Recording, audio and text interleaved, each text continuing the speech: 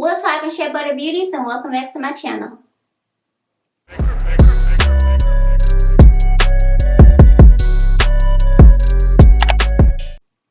It has officially been 4 years since I big chopped my hair, which was August 21st, 2016.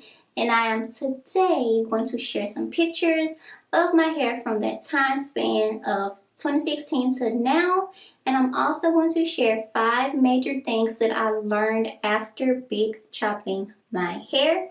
This video is meant to show the changes my hair has gone through and share my personal experience. And if it touches somebody and you decide to big chop your hair or you decide to go natural, then please let me know in the comment section below. But I am solely sharing my journey. This is not meant to bully anyone or make anyone feel like they have to big chop their hair. That is not my intention.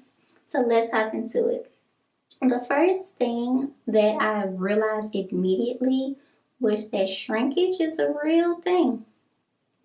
I had heard about shrinkage, I knew about it, but I did not realize that it's actually a really good thing. It means that your hair is healthy and that your coils are getting the proper moisture and things like that.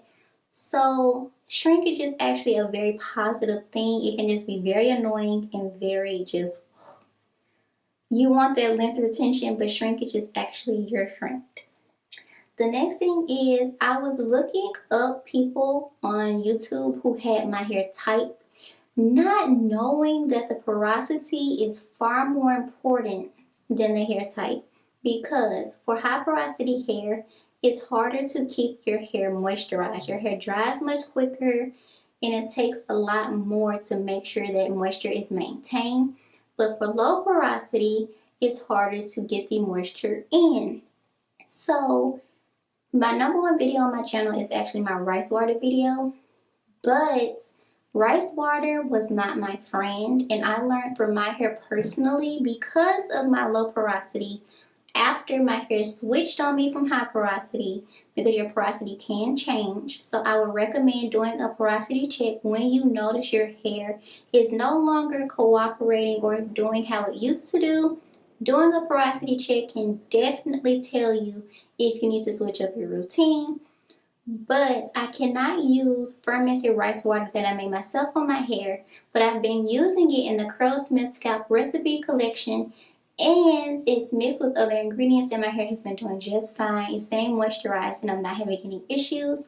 So porosity is highly important, because I cannot put cold water on my hair and expect it to get the moisture. That's not how it works. That's not how porosity works. So to do more research or try to figure out what your porosity is, I will link Bree Hall's video in my description box. I personally am not a hair porosity all-knower. I just read up on certain things, and then I'll watch certain videos from people who I know look at the science behind things. I will never tell y'all on this channel that I know everything, because I do not, and I especially do not know every single detail about porosity, but her video is actually very helpful, so I will make sure I link it. Next thing is, reading what products are actually for is so important, because I made the mistake of using a leave-in conditioner that can be used as a deep conditioner, as a styling butter, and that's not how it works. You have to use it for what it's meant to be used for. Sometimes you can turn a regular conditioner into a co-wash or a deep conditioner. That's okay. But using a leave-in as a styler, that's not how the game works. So you have to read what products are actually meant for.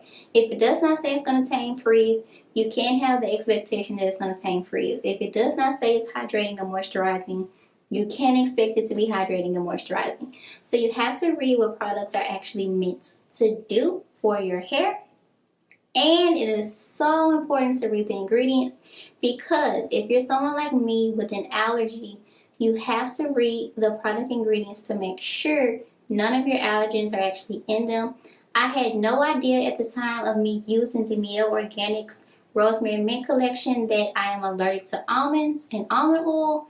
and it's definitely in those products, and I did not know because I wouldn't think based off the name it would be in there, but it's definitely in there. So reading the ingredients or asking a smaller brand who is like a one person brand, or someone working from home making products, you have to ask. And this goes for hair products, facial products, anything, just any type of products. Ask what's in them, or tell the person you have an allergen and see if they can work with you. Not all products can be remade without certain ingredients, so just tell them and ask politely what's in them and see if it's something that you can use. And if not, I'm sure there's many alternatives for items that you can use. Another thing is, I was not accustomed to having short hair, so my big chop was different for me. And it helped me to build confidence because during my transition stage, it was some comments that I would hear, or the beginning of my big chop, it was some comments like, when are you going to comb your hair?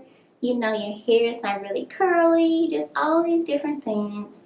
And it helps to build confidence and be like, you know what? My hair is my hair. It's unique to me. I'm the only one who's going to have my hair. I'm just going to have to embrace it and go about it. I'm not a big person on change. I'm the worst with change sometimes, but that helped me to realize, you know what? Change is okay. It can be life-changing, and it can be something that's really positive. And my hair has definitely been something that has been life-changing for me. It's so much easier for me to do. It's just so much better, and I'm not having to worry about breakage and all of that as much, because it's just, I learned my hair in the beginning, so building confidence while learning my hair was definitely a plus for me. The last thing is, you have to have patience in all aspects of your hair journey. No matter how long you've been natural, transitioning, big chop, no matter what, you have to have patience. You simply cannot expect your hairs to grow 3 inches in 1 month. The average hair growth is half an inch a month. You can't expect your hair to grow waist length within a year of big chopping. For some people, that might be possible because of their genetic makeup and how they're, doing their hair, but that's not possible for everybody. It's not a realistic goal for a lot of people, and that's okay.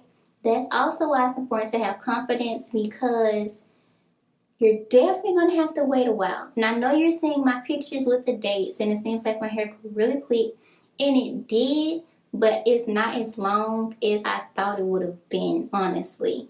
So it's okay. Just embrace it. Just love your hair at each stage, because the longer it gets, the longer you learn your hair, the easier it gets. But the thicker and longer it gets, the longer it takes you to do your hair sometimes. So you just have to embrace it, have patience. Detangling requires a lot of patience. You have to make sure that you're smoothing your hair out for your twist outs, your wash and go, if you want that definition, or frizz free. You have to make sure that your hair is not tangled up and matted. It takes a lot of patience to detangle. You cannot rush and wash your hair for that purpose, because you have to make sure that it's properly being done to ensure that your style is going to work, or your hair is getting that proper moisture. And you just have to have patience just overall in your hair journey as is. So I've definitely learned a lot of different things throughout this journey, and it is such a blessing that I've had people ask me to share my journey with them.